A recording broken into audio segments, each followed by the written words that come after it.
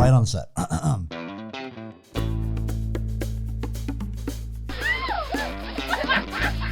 Ladies and gentlemen, welcome to the Let's Poddy podcast with your host, Benji Weatherly. It's the podcast where you learn absolutely nothing.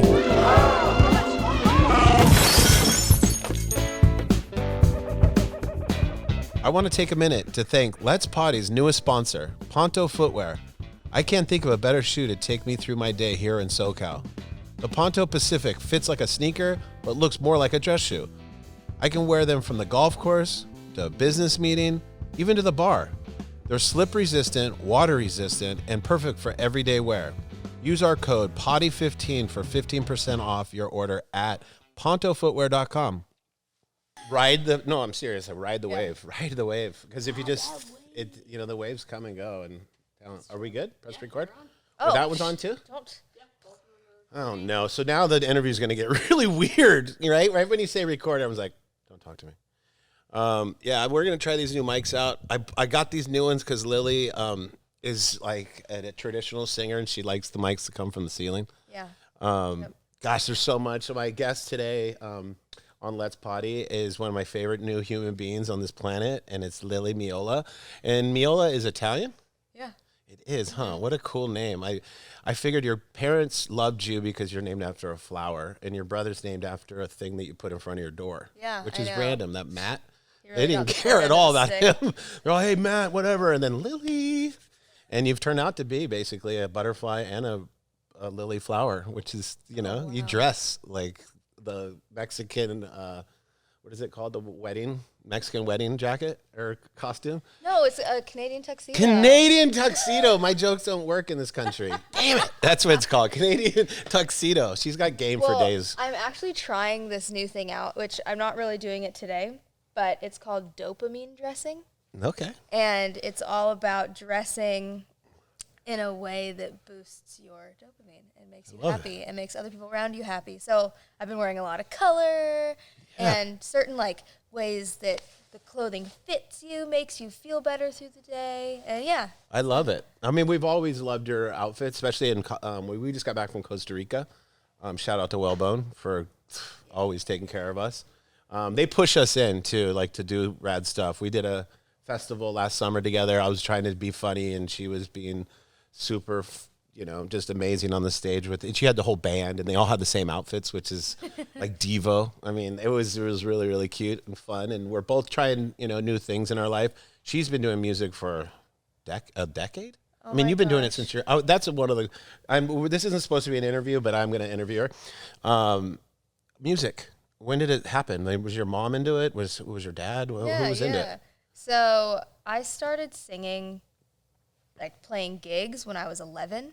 What? Yeah. Somehow I got the lead in a school musical and started taking voice lessons so that I would sound better when I did the musical. Mm-hmm. And my mom was like, you really like this? And she's like, let me try and get you a couple gigs. And so I had a weekly gig at a cafe on Tuesday nights, and I had a weekly gig at a bar on Fridays, and just have been. What is 11-year-old doing at a bar? I know. I had these little things cute. called liquor licenses, no way. So that I'd be allowed to go into these bars, and I had the stack like this high. No way. For every bar and. Ironically, she doesn't even drink, so that's freaking awesome. Yeah. Well, that's cool. So you had an early start on the whole being in front of human beings, which is nerve-wracking. Even people that don't, just everyone that was inspired by me doing stand-up was more inspired by the fact that that's the scariest thing you can do is go up with no instrument. So you're like a comedian because you don't have an instrument. When you walk up there, that blows me away. It's terrifying. I get more scared watching you than even doing stand-up because it's you and a mic. And if you sound bad, whoo, can we notice? Like that. At least Jack Johnson's hitting strings. If it's not sounding good, he can be like, you're no near. It's all you. No near. So when you were little, did you have piano or is it just a cappella? So the other kid who had the partnering lead in the musical, he played piano. So him and I would get together and we'd learn new songs. And so him and I went out and did a bunch of shows. And then Yeah, then I had another pianist that I played with. And he's 11 too? And a guitar, yeah. Oh my God. And do you guys remember any of those songs? Was it originals or covers? They were covers. I didn't start writing until I think I was 20 years old. Such a late start. Yeah. I'm just kidding. No, Well, that's so for me. cool. It completely changed everything. But yeah. What an incredible experience, though, at such a young age. That when you got back into it later in your teens, probably, when did you said 20 is when you started writing. So 18, 19, you started kind of feeling it again. And then you're like, you know what, I'm going to start writing some stuff down. Well, it was interesting. I didn't think that I'd be good at writing because I was horrible in school. And when someone would be like, oh, write an essay or write this email or, even a text message, I'd be like, oh, gosh, I don't even know how to do that. And I'd kind of put up this mental block that I would never be able to do it. And, this woman reached out to me on YouTube, which I didn't even have a YouTube account. There was just a random video of me playing. No way. And she found out how to get a hold of me and was like, I want you to come to Nashville and write. And I'm like, first of all, who the fuck are you? In Nashville? Yeah. And she's from Maui, by the way. Crazy lady. Are you in Maui? You can say whatever the heck you want. Okay. But are you in Maui? We haven't even discussed that. She's from Maui, by the way. But a lot of California influences, but all this happened in Hawaii when you're in Paia, probably. Yeah, so a lady reaching out to me from Nashville, wanting me to write songs. It was just surreal. Didn't think it was possible. She convinced me to go, and I went, and I was in the studio for 3 weeks straight, kind of just learning the craft, and fell madly in love with it. And it completely changed my view of music and singing. I was able to tell my own stories and sing in keys that felt supernatural to me. And so I felt like I kind of restarted, even though I'd been doing music up until that point, playing other people's songs, recording other people's shit. Like, it didn't feel 100% me. And now it's really sick that I can. This is 20. You're 20 in Nashville. I think I was 20, yeah. And did you go there with any lyrics or any idea of what you're going to do? Or did you just start with the producer going, okay, let's try this track, and then you sit there and writing? Is that the process? Every day is kind of different in the studio for me. I had kind of toyed with, like, little poems and haikus. I never really would show anybody, but every day is different. I sometimes go in the studio and I'll have a lyric or even just a title. Sometimes I'll have just an idea of a vibe that I want. Sometimes the person just starts playing a bass line and you start writing to that. It's different. That's good, though. You have that many different angles to start a song, because I know that's kind of the hardest thing, is to get something just going. I've been around a lot of amazing musicians, and they all do it differently. I got to see Tom DeLonge write a song called Mutt in my living room when we were 20, almost 21. And it's when he started it, I was like, what the fuck? Like, it was, I mean, no disrespect, Tom, but it sounded like, and he's got this riff going, right? And then when the lyrics came to it, I was like, it didn't make any sense to me, obviously, because I didn't know what I was doing, but the way he did it was so different than everybody else. It was just him with the guitar playing and then singing to it. And he did it in 2 hours. I mean, it was insane. And that song ended up being really big and on their second or third album. And to see that process, but then to see someone like you're more of like a traditional songwriter, because you not only is his about guys with tight pants on a bike and it's ridiculous, but yours are more thoughtful and more, like you said, poetry. And the first song that I heard, and I'm so glad I did, was a very thoughtful one about your mom, and it's just like, Tom's not writing songs about his mom, and you have that ability to write something that really, like, it's chicken skin and stuff like that. I mean, Tom made chicken skin, but it was more in a light-hearted way. So it was fun to see you find your way. And now, like the other night when Costa Rica, you showed us some of your new tracks, and you're like, this one's about dressing up or something, remember? And it was like, this is about clothing and how much I love clothing. I was like, that's so cool. It's you're finding your way, and it's exciting. And like, you're like, I need to get the chorus. And I understand that so much, because, that's the most important thing, is to connect, the whole song with the chorus. And you're really getting close to a whole new, do you even have an album? No, so I put out an EP completely independently last year, or a year and a half ago now. And, I put it out gradually over that time. And explain an EP. Yeah. Is An that just EP one? is an extended play. Extended and play. it's 4 to 6 songs. Okay. And an album is normally, 10 to 12? 10 to fucking 36 Yeah, these if days. you're Led We're Zeppelin, counting 30 or something. Morgan Wallen's putting out a 36-track album right now. But, yeah, so did that. It was so hard. It was so stressful, but also really beautiful, and I learned so much. But I have, like, hundreds of songs that I've written over the years that I don't know if they'll ever see the light of day. And also, I'm excited to see what I'm going to write next, you know? So it's hard for me to be like, oh. And there's no Those time songs schedule. feel old to me now, you know? And it seems like because you're not signed to a big record deal that you can take your time and, right? Is that kind of the plan, is to kind of take your time and not sign a big deal? Because those things, it seems like Jack Johnson kind of set the standard with, you might as well sign with Jack, what I'm trying to say, because it seems like he had the license, publishing and everything, so it was never anyone else telling him. It was always him going, I'm just going to spend time with my kids. And then he's like, I'm going to write this song about a little monkey on a freaking cartoon. And it becomes the biggest thing ever. Seems like he's done his own way. And that's something that you have control of right now. You can do your own thing. Yeah.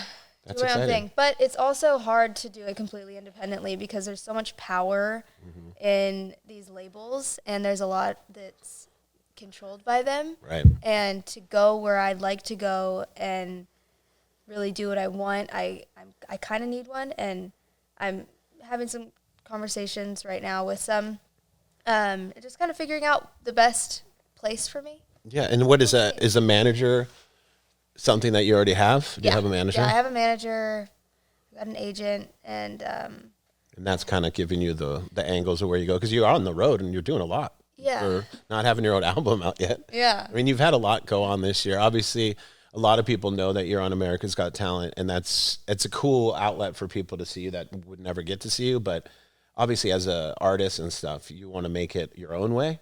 But for all of us that are in your circle and stuff, any light is good. And that was a cool light because you shine so bright in it. It was like, it couldn't have gone better. They're like, the golden ticket or whatever.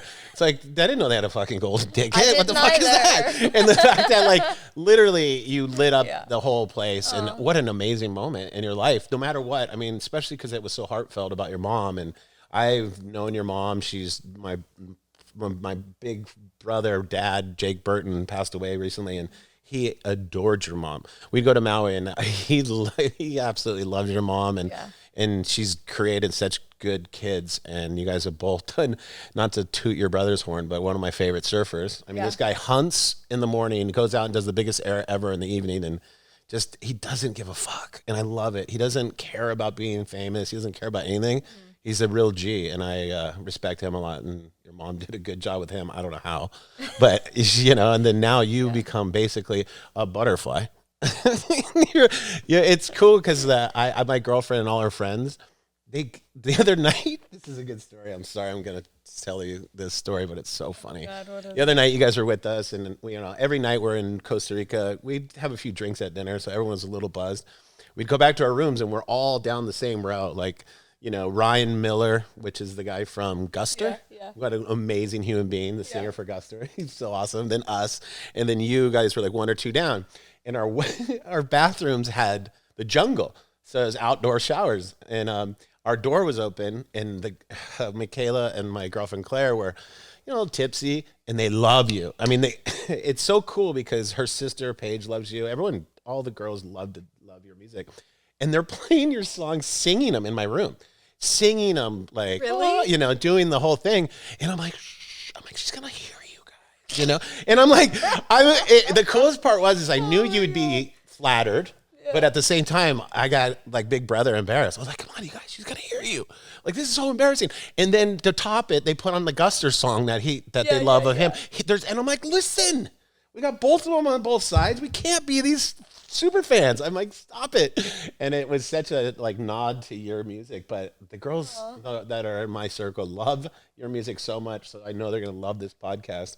And it connects, it connects where your genre of music is so like Adele, and I mean there's so many girls that I don't know that you're relatable to, but it has that tone, and it's like you really could, like right now, you could sing a song in the mic, and you get chicken skin. When it takes a big group of people to usually make music that do that to people, you know.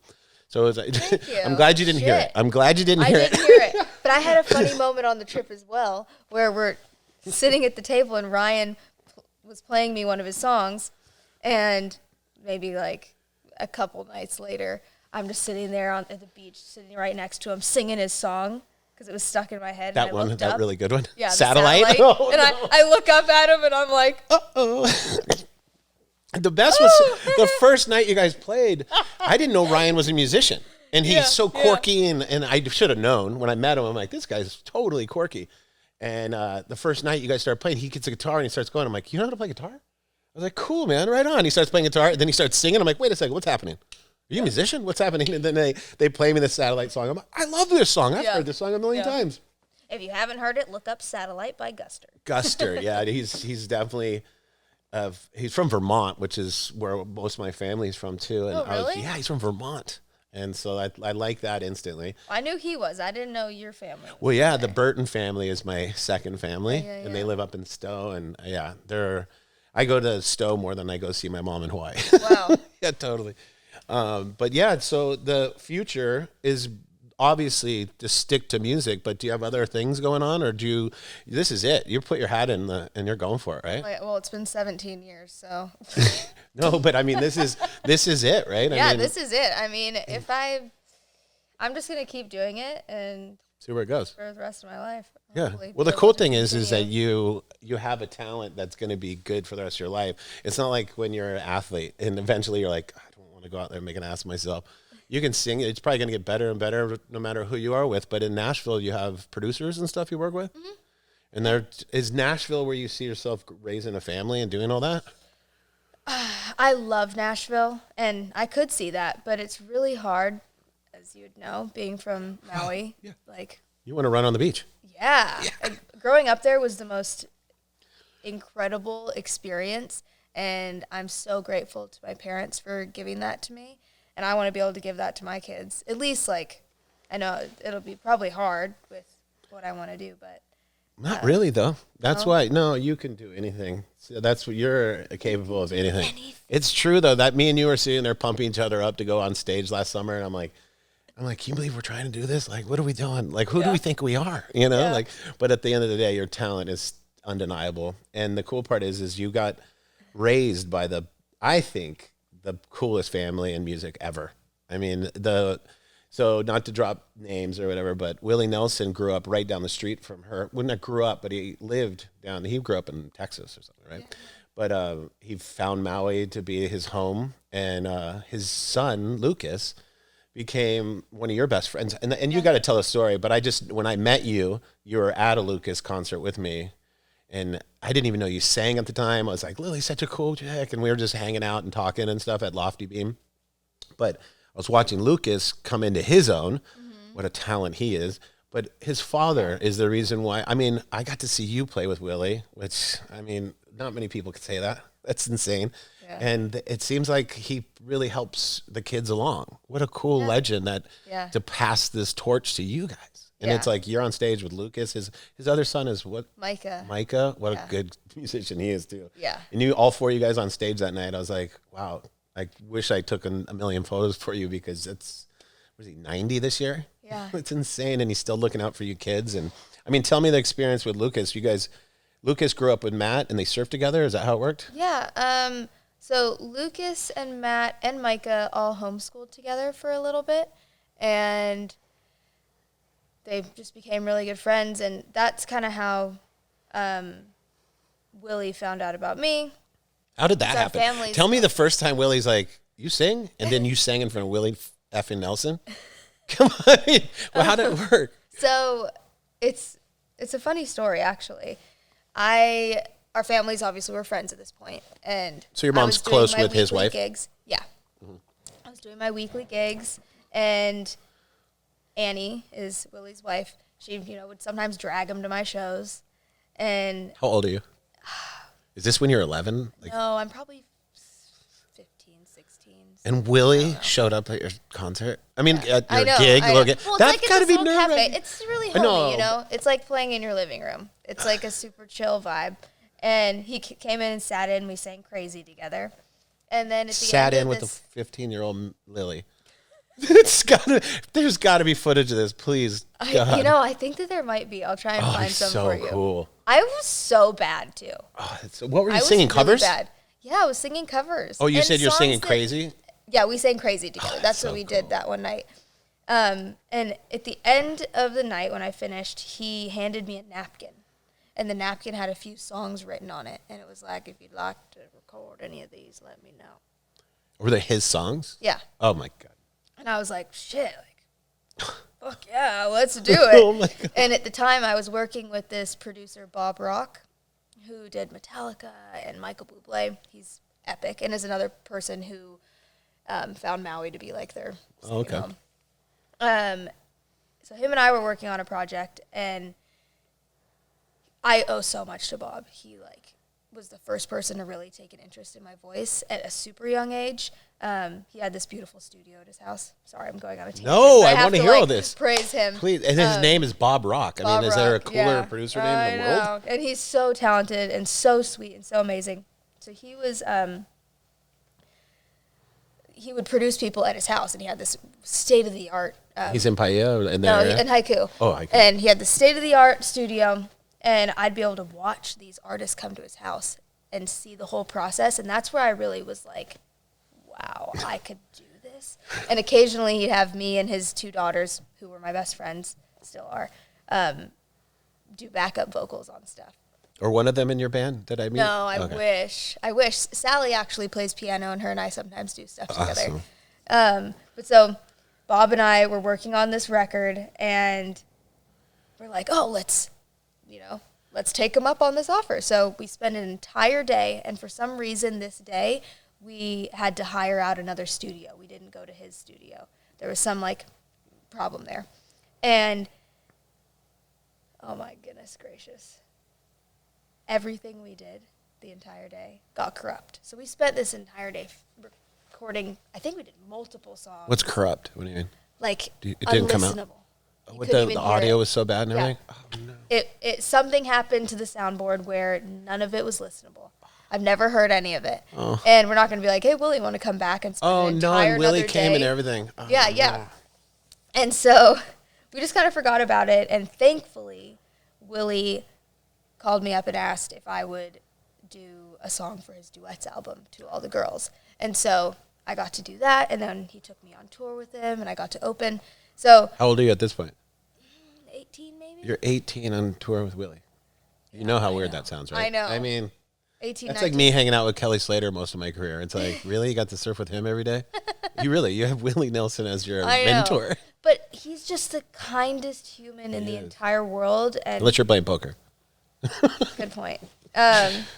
He's been the kindest human in the entire world to me. Yeah. And yeah, so like you said, it's just so genuine, and he's been such an amazing person for so many different people coming up in the industry. So he's so egoless. Forever grateful. And when you experienced that with Willie, where it gave you the confidence, right? You're with the GOAT of country music. I mean, he's the GOAT.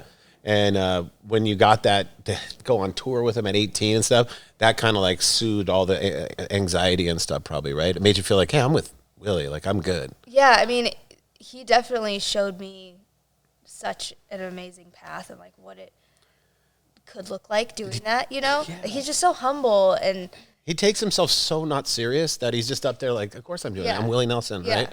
Oh, man. And you hear so many nightmare stories about people going out on tour and it being this, sassy, crazy thing. And it was just so mellow with him. I'm like, I want to do this forever. Oh, man. And you are going to, for sure. And the cool thing is Lucas, I mean, you guys should do a duet. Yeah. I mean, you guys did that night. That night, I can't remember what song it was, but you and him did one song together. It was so good. I was like, well, obviously this is going to happen. Oh, probably Sound of Your Memory. It was so good. I was like, well, they need the duet album for sure, because you guys are going to be together for the next 40 years. So Leslie, actually, the girl who got me to go to Nashville for the first time, she has always said, you and Lucas need to do a record called Lucas and Lily Sing Willie. Oh, that'd be awesome. I'm like, okay. The names are just Lily, Lucas, and Willie. It's like, come on now. It's supposed to be that. We've written a couple songs together. He's so incredible. Him and Micah just like. And Lucas is the most underrated talented musician. I always try to tell people, like, have you ever heard Lucas? And they're like, no. And I'm like, well, he's unbelievable. Yeah. You know, he has some of the best. In live, he rocks. Like, what is this band called? The Promise of the Real. The Promise of the Real. What a cool name. Yeah. And I remember seeing him at the Del Mar Solstice, and I was like, oh no, they actually are a rock band. Like, it's not just country. Yeah. And he has such a unique voice. As we listened to Moonlight in Vermont the other day, that guy, man. That's the best story. He gives me goosebumps, man. And that's kind of, and not in a gay way. But he is handsome as hell. I mean, this is one of the better looking dudes around. And I don't know. I think just being around them, they're lucky too to have you. And that's why they need more male power in that little group. Seems like you got the three Willies, Nelsons, and then you kind of make that whole thing kind of tick. And I think as long as Willie's willing to go on tour for the next 100 years, I mean, you got a good little push in right there with those guys. Yeah. But What's the future hold for Lily if music doesn't work out? Are you going to be a bodybuilder or anything? Yeah, exactly. No, but you got a good thing going with your boyfriend. I really like him, and he's your biggest fan. Yeah. Like, I've never seen such a cute dynamic. He's everything you did. He was filming it, but not letting anyone know, and he must have a lot of footage and a lot of the whole story. I mean, I think he should make the documentary. You know, eventually he's going to have all the things where you're like, you know, in the back, sweating and crying and saying, I can't believe I did it, and hugging, kissing, and then failing. I mean, has there been a show where you're like, I've totally bombed? Because I bombed a couple times bad. Sure. Have you? Where it was like the sound was wrong? So many. Oh, really? So many. Oh, that must be I mean, if you think about it, 17 years. Yeah. But yeah, even recently I played a show, and I don't know if this is a bomb. It actually went really well, but somebody from the audience handed me a shot. Oh my God, please tell this story. It's and so nuts. I completely blacked out. I don't remember the show at all. The story, you got to tell the whole story. She's in LA. It's LA, right? Like is it like a radio show or something you're saying? No, it was kind of my first little headline show, so I was really excited to do it. And it was this little place in Venice, and I'd had like a shot and a half before I went on stage. So I was feeling like a little loosey-goosey and nothing over the top, super fine. And this person hands me a shot. Everyone's drunk. It's at a bar. You know, it's really a fun party scene. And you're feeling yourself. It's your show. Let's go. Whatever. And then this guy hands me a shot, and I'm like, I can't say no. Like, that's rude. And just so you know, you don't have to take that shot. Do not take the shot. I've learned my lesson. Do not take the shot. Peer pressure is How far in on this? We didn't talk about this the other night. How far in were you in your set when that shot? I don't remember. Exactly. I don't quite remember. But you got a few in that you crushed the set. Even you said at the end, you're like, tell them about the part where it hits, and then you're on the ground, like you start doing things you've never done on stage. Well, there's a lot of stories, and there's some photos. I'm like, I saw what one of them. was I thinking? So this guy hands me the shot. I take it, and apparently I had an hour set. And that's like a stretch for me. That's a long set, yeah. I played for an hour and a half. I talked for like 8 to 10 minutes between each song. It was like a comedy set. And there's a photo of me lying on the stage doing God knows what. I brought someone on stage and we danced together. Someone threw their passport, and you know the song from Jason Derulo, I got lipstick stains on my passport. You started singing that, or no, you're making a joke about it, right? Yeah, I guess. And so I asked the audience if anybody had lipstick. So I take lipstick. Thankfully, it was my friend, because I don't want to use. Who throws a passport? It's like the most important thing you own. It makes zero sense hearing about it. So I guess I took the passport and I kissed it with the lipstick and threw it back at him. Oh, before I threw it back, I looked through it. I'm like, where have you been? You've gone nowhere. No wonder you threw it. It sounds like a dream. The way how it was so random. It seems like the next day you woke up, you're like, was that a dream? because all these things I did sound like a dream. It's so I was dead the next day. good. Your boyfriend tells the Absolutely story. dead. Her boyfriend tells the story of her. She's going on a tangent like 10 minutes talking about it. He's like, what are you doing? Like, because he didn't take the shot and he's kind of watching the whole thing. And he's so, conscious of every move you make because he loves you so much. And she's like walking, talking about all these random stories. And he's like, hey, start singing. What are you doing? Yeah. His point of view is so funny. But then you got through the set, right? I mean, I got hour and a through the half. set, Never and drank then- tequila again. Oh my God. Well, I don't know if there was something in it or what, like dangerous. Never take a drink from a stranger. Totally. But yeah, I have never been that sick in my life. I was throwing up all night. I had to go to Tahoe the next morning. Threw up the entire way there. For another gig? No, Just we to were go there snowboard? for a June shine Oh, yeah. thing. But yeah, it was so bad. So that But might have been the heaviest experience. they immediately asked to rebook me. Really? Did you end up going back to that same place? I was so scared. No, I have not gone back. But I was so terrified that I was going to be banned. Oh, my God. Because I didn't know what happened. Oh, because you didn't tell the story. You go backstage after the thing and just start puking your guts out, right? Yeah. So she finishes the gig like every good rock star. She finishes a little long too, like your Axl Rose. And then you walk in the back and just heave and you're just out of it, right? Well, So it was passed really out. funny. Somebody I didn't know who was at the show, who was a friend of mine, I guess, came backstage to say hi. And Forrest and I are in the bathroom, and I'm throwing up. And they're knocking on the door, and I'm just not answering. And apparently, they all thought we were stupid. Oh, really? Yeah. Forrest comes out with a big grin on his face. They're like, hey, Tiger. They honestly probably thought you're the gnarliest. You're like a rock star at that point. You're on the ground singing on your back. You're going over, and then now you're in the bathroom having sex with your boyfriend. Oh my God, you are a rock star. And you're like, the whole time, you're like, I don't remember anything. No. Oh, my God. That is the best story, though. I can't wait to see the even crazier stories when you become like as big as Madonna.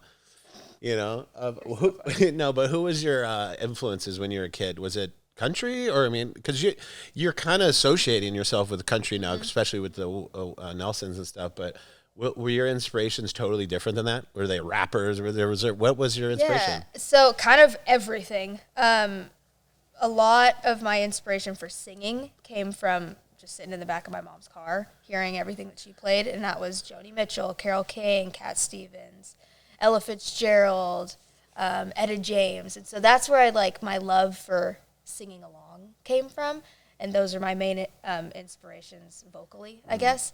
And then also, I have a funny story actually. What's that?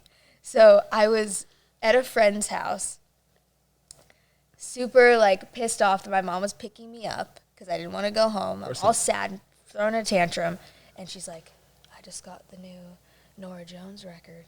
And I was like, "Okay, I'll come. let's go." Let's go, Mom. No way. Norah Jones was really good. Yeah. So if that paints a picture of in my inspiration. But then again, growing up, I loved rap. I loved hip hop. I loved pop. Everything. I love country. Fiona Apple. Yeah. She was really cool. Yeah. She was just for a little bit of my life, but I remember her being really, really unique and cool. Yeah. Edie Brickell, was that Yeah. the one? She was awesome. Edie Brickell, those are the ones. Remember Edie Brickell? I can't think of one of her songs, but the name is super familiar. I said is what I am. Oh, duh. Right? Yeah. Is that? Am Yeah, I yeah. right on that? How do I remember Edie Brickell? I feel good about myself right now. What I am Is what I am. That is Watch such this a just good. be like, It's like not that's her. it's Dolly Parton. We're like, I do gotta say that's the one though. When we do your album, yeah. and it's more than an EP. Ugh, EPs. Yeah, when that album comes out, well, that's the cover song, Jolie, and that's such a good one. Thanks. You bring the house down, and that's the one that always sticks my hair up right when you hit that first note. You're like, ah, and then Dolly. I mean, is she still kicking and going on stage and stuff? I guess so. That'd be I cool. just saw a clip. I think she did a New Year's event with Miley Cyrus.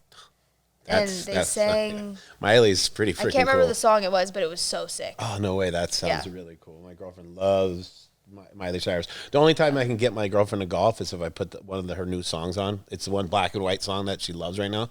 And she starts. I think that's. And as soon as I play that, for some reason, she starts doing a golf swing. And I'm like, okay, well, if I want to go golf, I just have to put Miley Cyrus on randomly. And she's like, let's go. Perfect. You gotta play it 36. You have a special button. I do. She's like, I don't want to golf. I'm like, boop, Myri. But so that's kind of that makes sense though with your influences being those women because your music is on that genre for sure. Is Adele somebody that you look at and like? Sure. She's scary good, right? So good. Does she need a band? I mean, does she need anything? She doesn't need anything. She doesn't need a mic or anything. She could just sing the alphabet. But that's something like, have you ever gone out by yourself and done a cappella? Is that a thing? Like, usually you are kind of on your own on these little gigs that we're messing around at a bar. Yeah. You usually have one guy on the guitar and stuff, but have you ever done just you and a mic and sang a song on stage? Not really. What are we? Impactful. Well, you did your one on America's Got Talent. There's no band there, right? Or was there music behind that? There was music. There was a track. Oh, okay. Mm-hmm. Yeah, that must be the most terrifying thing is just a mic and a cappella, right? Yeah. Just you. It's weird. It's weird, but it's really inspiring because it's just like you can't really have anything to muffle your voice, but your voice is perfect. I know we're gonna have you do. What song are we singing today? Oh God, I thought that's where that was going. I'm like, without we're not a guitar, singing a song. we don't have anything. I've had everyone on here that's musicians. I've never asked that of anybody, but does everyone sing though? Everyone sings, but they do it with guitars and stuff. So. No, it doesn't have to be a sing song. I'm just playing with you. We're in Costa Rica, and every night, luckily, they didn't ask for me to do any stand-up because I couldn't. But every night, they're like, Lily, will you sing a song? We're at a bar, and there's a band. They had a band every night. I just realized that. Everywhere in the jungle. What's the word? Prepared? Yeah, they're very prepared. I didn't realize that every time we went, he's like, convenient. Yeah, they're like, oh, Lily, we have a mic and a guitar guy going. You want to play? And it worked out good for all of us as spectators because we were always having these beautiful spread of food. We had more charcuterie boards. What do you call them? Charcuterie boards. We had more of those on that trip than I've ever had in my life. That's for sure. Incredible trip, too, with the Whalebone people. Whalebone is the first sponsor of my podcast and the guy that made me do comedy for the first time. So, Eddie, he sent me a text this morning and said, stay in motion. That's his thing for me. It's just stay in motion. Don't stop. Go, go, go. And it really does help me. When I get stressed out, as long as I just keep going and finish the day, I'm like, I did a lot today. It's okay. But as soon as you get pity party and sit on the couch and start watching TV, you're like, oh, I'm a loser. Oh, I don't like that. Don't do that. We love Eddie. We do love Eddie. We love Eddie. And so what else is going on, Lil? Oh, just... Do you like living in San Diego? I love it here. It's nice, huh? I really love it. I was living in LA before this. Where in LA did you live? I lived kind of all over. I spent a lot of time in Studio City, and then I got a place in Mar Vista. Was that for music? Like you went there and you're like, God, that's rough though, right? Because if you're always at the freaking auditions and all these things, and then when you go home, you're living in LA. You can't get away from it, right? Yeah. Do you have to drive up there? I love LA, but it's just not the healthiest place to be all the time. And so I would come down here on weekends and, just kept being a longer visit and a longer And now you live next to a train. Yeah. Which is every 15 minutes goes, bah, bah. I lived on Vulcan. It was intense. I loved it. Is it every 15 minutes? You get used to it where you hear it and you're like, do you turn the volume on the TV up? Do you do that one? Where you're watching some cool movie and then you hear the thing coming, you're like, damn it. And it gets really loud and then it goes away and you turn it down again. It's the best when you're on a phone call or on a Zoom call and you're just like, hold on a sec. That's insane city, though. We're so lucky to have it. Oh, my gosh. It's the perfect stepping stone from Maui for me to the mainland. Totally. There's a lot of very similar people who live here and a lot of actually Hawaii people that end up here. And the opposite. People from that area moving to Maui, moving to North Shore. All the houses on the North Shore are bought from North County people nowadays. Similar values. Yeah. We all love the ocean.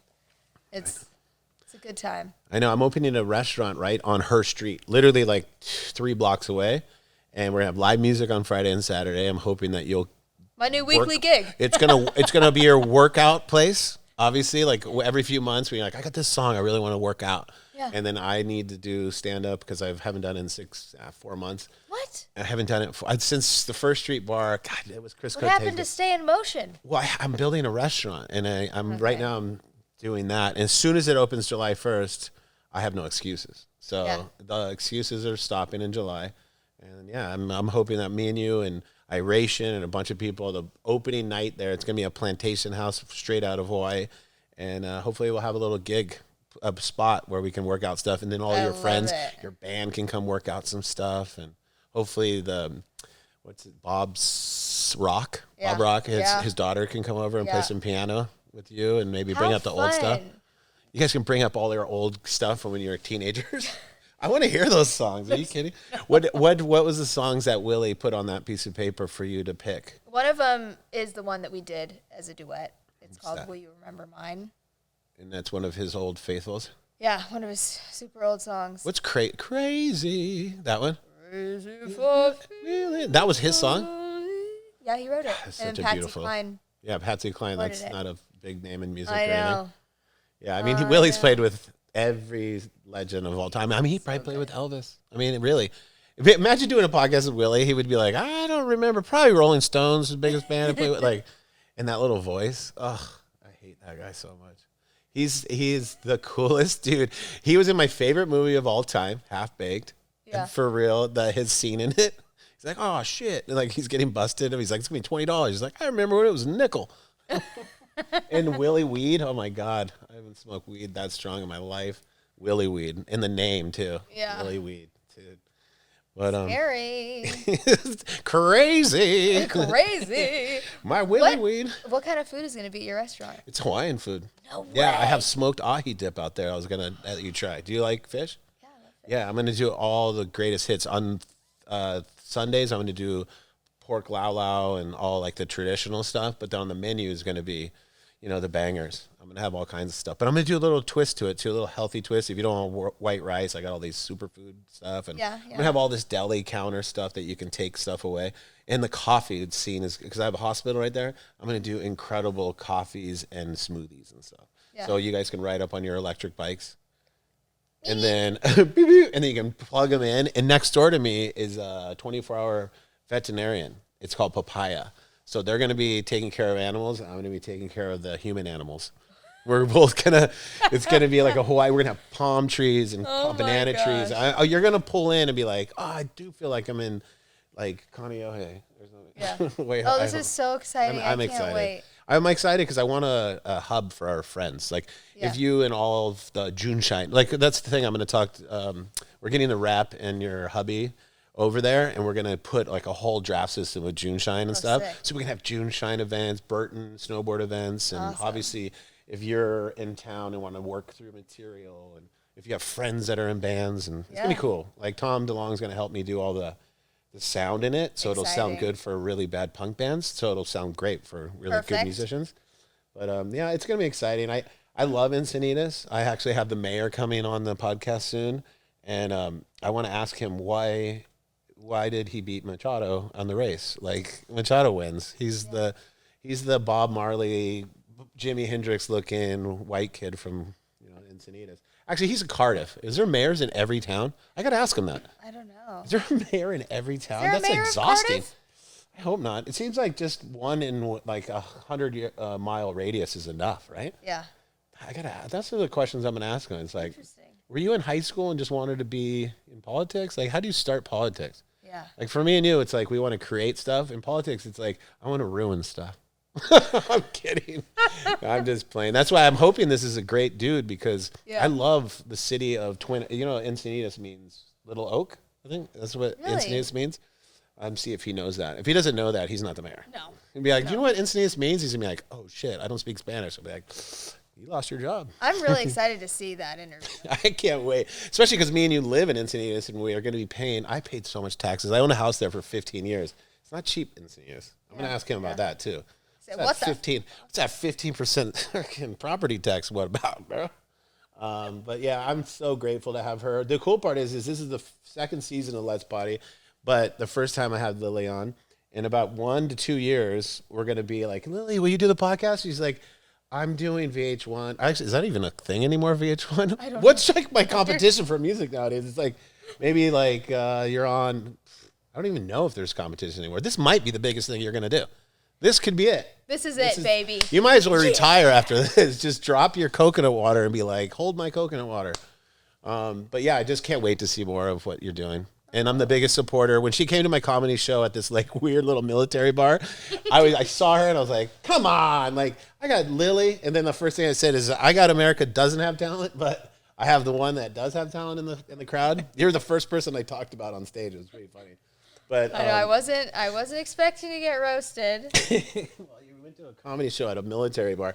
That was the place that I thought was a post office the whole time I lived in Encinitas. I was like, well, look at that weird post office. And now I found out it's a bar for people that almost died in war and stuff. And I'm like, respect. I was like, damn. What is it called again? The Legion Bar. Yeah. The Legion Bar, yeah. And what a cool little spot. That was a great show. You would sound great in there. Acoustic. That'd be fun. Wouldn't that be fun in there? That'd be really fun. So it only holds 80 people, and we had it packed house that night. Literally packed. I couldn't move. We couldn't move. And we're all sweating in there, just like, all right. Oh, and also our connection too is our friend that started Snook Shoes. Yeah. And Jeff Kelly is kind of like Eddie of the West Coast. Yeah. He brings everyone together, especially talented people. He really does. I mean, he brought Lucas, me, you, Donovan. We've all kind of been together because of JK, and he never really gets enough props for that.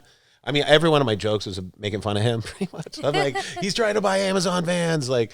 But he is such a great dude, and mad props to JK. Yes. He's done so much for us, and eventually you'll get to go down to his resort down in Cabo, and you'll never leave. Yeah.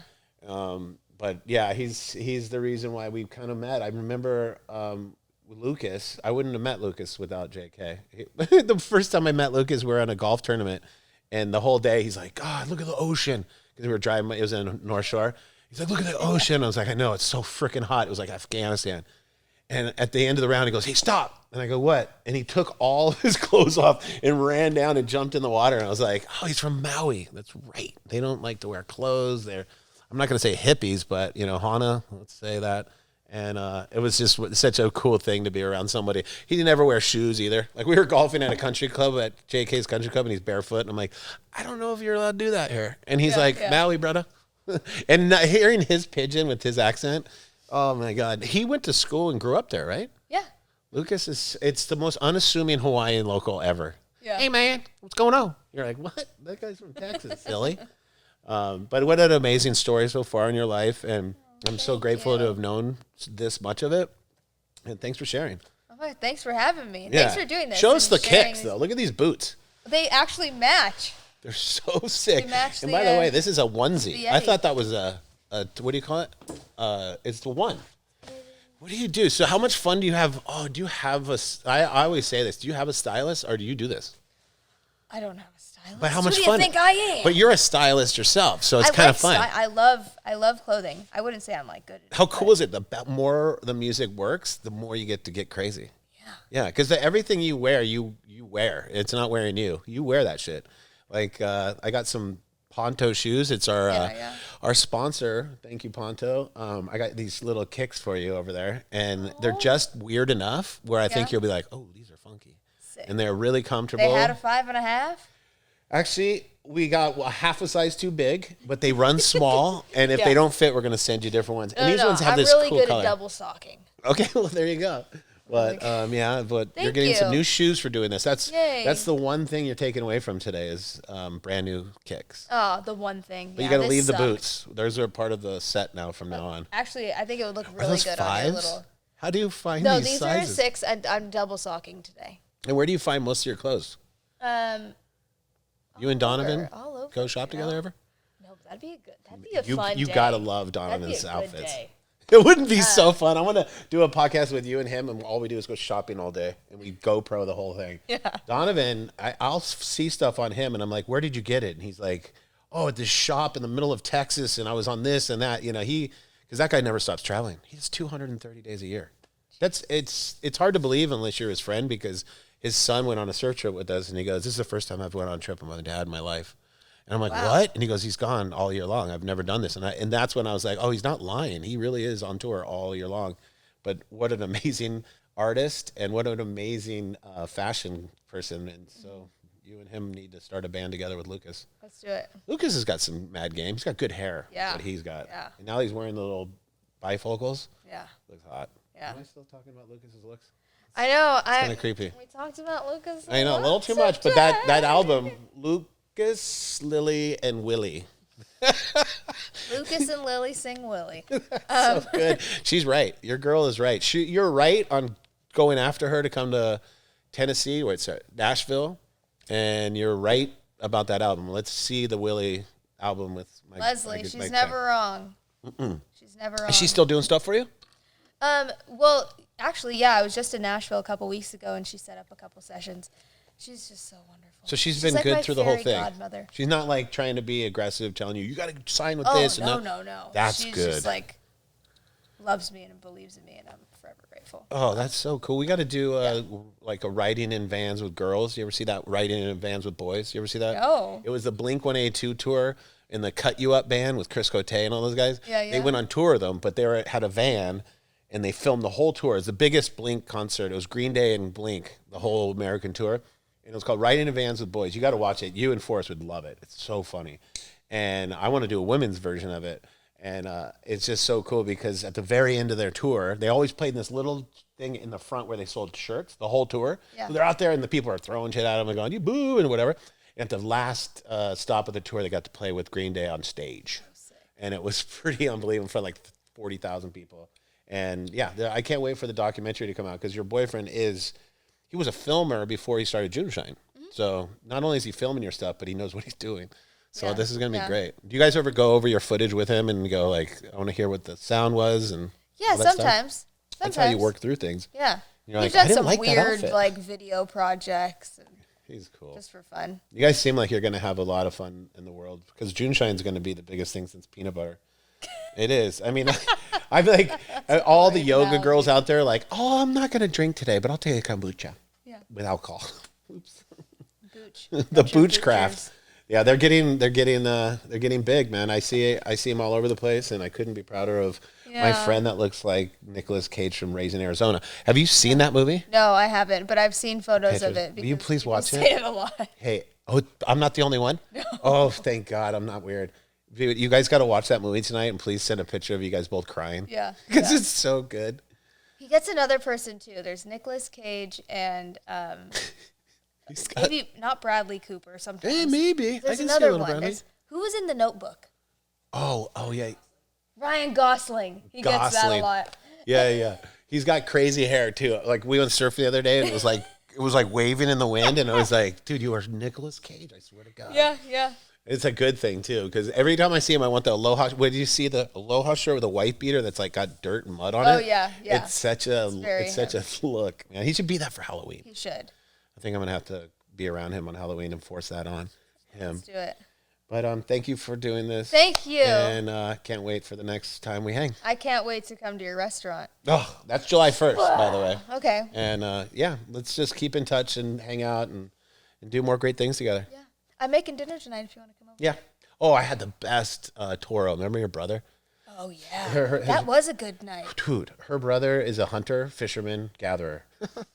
And he caught a bluefin tuna and had a chunk like this of toro. And he's like, does anyone want this? And I'm like, it's only my favorite thing in the world. And he sliced it all perfect. And that was the night I was like, Matt, I love you. I love you. Your barbecues are lit. And then Matt is a musician too. And let's not even joke about it. He's good. He's really good. He's a hunter, a guitarist, a badass surfer. You might have to be on the podcast, Matt. If you do a couple cool more things, you could get on this podcast. No, I'm just kidding. But yeah, I definitely come to your barbecue tonight. I'm going to be the barbecue crasher. Perfect. No, you're not crashing it. You're invited. Ah, damn it. I like it if I like to just show up. Well, I'll just come on that train by and just yell. But thank you so much. Thank you. Thank you guys. I hope you guys enjoyed the Lily Meola. Love you, Lily. Love you. Thank you guys. Bye-bye. Now the music starts. Wait.